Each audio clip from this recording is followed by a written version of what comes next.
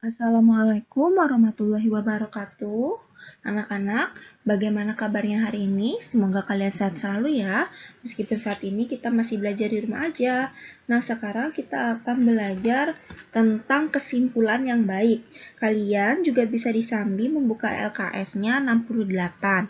Kalian simak baik-baik ya penjelasannya dari Bu Guru. Tahukah kamu apa yang dimaksud dengan kesimpulan? Bagaimanakah contoh dan cara membuat kesimpulan? Jadi, kita harus tahu ada ciri-cirinya, tidak sembarangan membuat kesimpulan ya anak-anak. Ini Bu Guru akan menjelaskan.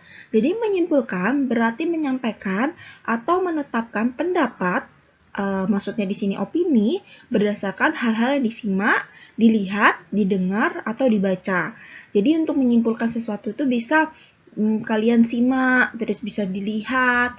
Mungkin dilihat itu maksudnya ketika kita melihat sesuatu peristiwa itu bisa, atau didengar. Biasanya dari omongan-omongan atau enggak dari berita, atau juga ketika kalian membaca ya, membaca sesuatu. Simpulan atau pendapat yang diambil menunjukkan pokok atau inti dari informasi tersebut atau hal-hal yang disimak, dilihat, didengar, atau dibaca. Ya, anak-anak. Jadi, simpulan itu bisa menunjukkan pokok atau inti dari informasi tersebut. Nah, ini namanya simpulan atau pendapat ya.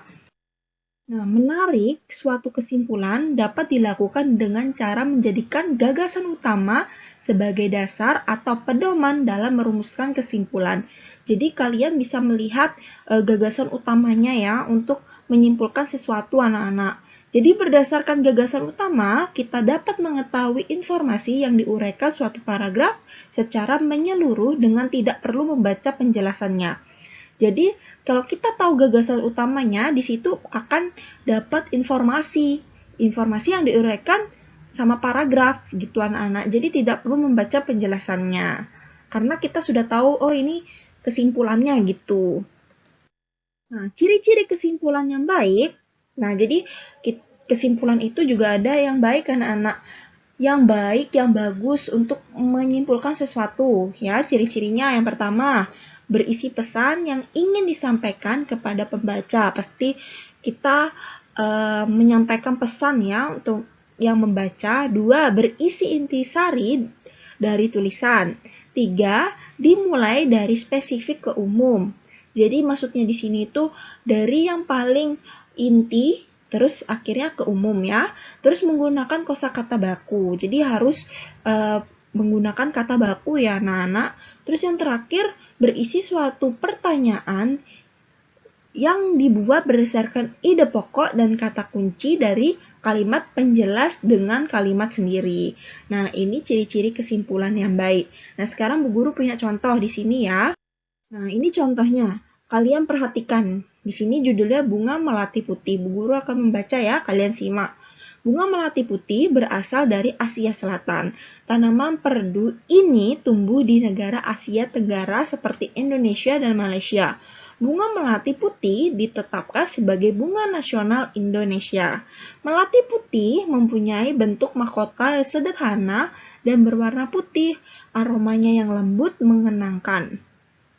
Pemeliharaan melati cukup mudah. Susunan bunga melati menyirip dan berhadapan. Bagian-bagian bunganya terdiri dari tangkai anak bunga yang di ujungnya terdapat daun pelindung berbentuk benang berjumlah 7 helai, disambung dengan tangkai bunga. Nah, ini contoh teks tentang bunga melati putih. Selanjutnya di sini Bu Guru akan menyimpulkan teks tersebut anak-anak. Jadi, kesimpulannya, bunga melati putih ditetapkan sebagai bunga nasional Indonesia. Melati putih mempunyai bentuk mahkota yang sederhana dan berwarna putih, serta susunan bunga menyirip dan berhadapan. Jadi, ini kesimpulan setelah kita membaca teks ya. Jadi, tergantung teksnya itu sepanjang apa anak-anak. Kalau teksnya dari Bu Guru ini kan sederhana, jadi kesimpulannya pun sedikit ya. Nah, ini bisa kalian contoh. Jadi bisa dilihat dari gagasan utamanya terlebih dahulu. Kalian harus baca, simak baik-baik mana yang bisa dijadikan kesimpulan, ya. Nah, selanjutnya di sini ada tugas. Jadi setelah membaca halaman 69 tentang ikut serta dalam pelestarian hewan dan tumbuhan, buatlah kesimpulan. Jadi kalian catat setelah membaca, kalian catat di buku tulisnya kesimpulannya apa saja, terus kumpulkan hasilnya melalui Japri ya anak-anak. Begitu saja penjelasan dari Bu Guru. Semoga penjelasan dari Bu Guru kalian bisa paham, kalian bisa mengerti ya. Gitu aja. Wassalamualaikum warahmatullahi wabarakatuh. Semangat belajar.